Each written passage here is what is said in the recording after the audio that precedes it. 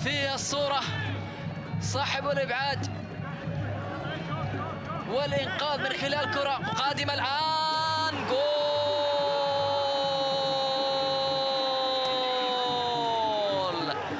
حمد المنتشري من جديد. حمد المنتشري ينشر الأفراح إلى الاتحاد، إلى الاتي. غريبة جدا،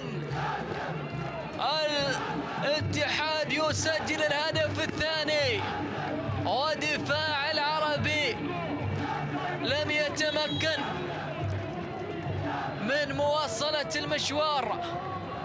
يتمكن حمد المنتشري، شوف الكرة العرضية وبلا رقابة دفاعية يتمكن حمد المنتشري دون أي رقابة. مشاهدينا الكرام، لقطة بصراحة فيها سوء تنظيم من جانب المدافعين.